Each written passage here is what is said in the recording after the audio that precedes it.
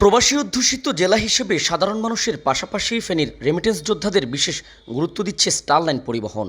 Starline পরিবহনের বহরে যুক্ত হচ্ছে মার্সিডিজ বেঞ্জের বাস। জার্মান প্রযুক্তিতে তৈরি গাড়িগুলো শীঘ্রই দেখা যাবে সড়কে। ফেনীবাসীকে সেবা দেওয়ার জন্য প্রস্তুত হচ্ছে মার্সিডিজ বেঞ্জের 6টি এসি ও 4টি নন এসি বাস। আপনারা জানেন, রেমিটেন্স যোদ্ধাকৃত প্রবাসীরা আমাদের দেশের অর্থনীতিতে গুরুত্বপূর্ণ ভূমিকা রাখছে। আমরা তাদেরকে সর্বোচ্চ সার্ভিস দেওয়ার ক্ষেত্রে সবসময় সচেষ্ট রয়েছি। আমাদের প্রবাসী ভাইরা বা আমাদের প্রবাস থেকে আমাদের আত্মীয়স্বজন আসার সময় বিভিন্ন সময় ছোট প্রাইভেট গাড়ি, কারে আসার সময় বিভিন্ন রকম দুর্ঘটনার শিকার হয়েছিল। আল্লাহর রহমতে আমাদের স্টারলাইন পরিবহন এয়ারপোর্ট পর্যন্ত যে সার্ভিসটুকু দিয়ে থাকে, এখনো পর্যন্ত আমরা এই ধরনের কোনো অপ্রীতিকর ঘটনার শিকার হয়নি। আমরা আপনাদেরকে কথা দিতে চাচ্ছি, আগামী মাসের প্রথম সপ্তাহে ইনশাল্লাহ আরো নতুন এসি 6টা, 4টা নন এসি গাড়ি, মার্সিডিজ বিশ্ববিখ্যাত মার্সিডিজ গাড়ি আমাদের পরিবহনে নতুন গাড়ি সংযোজিত হবে। একটা সময় প্রবাসীরা গাড়ি ভাড়া করে পরিবার পরিজন নিয়ে বিমানবন্দরে যেতেন। এতে বাড়তি ভাড়ার পাশাপাশি নিরাপদে ও নির্বিঘ্নে পৌঁছার দুশ্চিন্তা ছিল।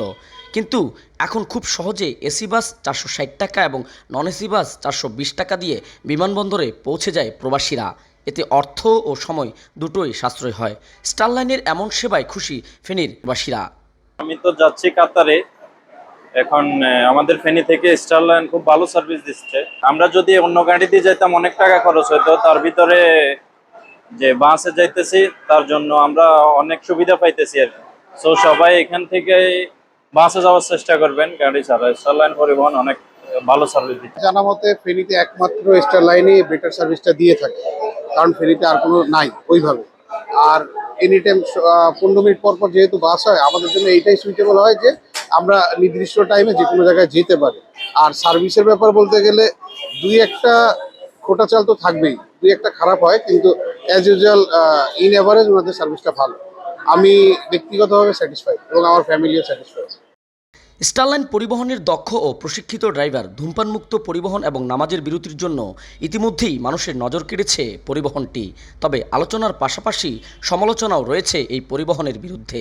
আগামীতে যাত্রীদের সেবার মান আরও বাড়াতে সর্বোচ্চ পর্যায়ে কাজ করার আশ্বাস দিয়েছেন প্রতিষ্ঠানটির পরিচালনা পর্ষদ।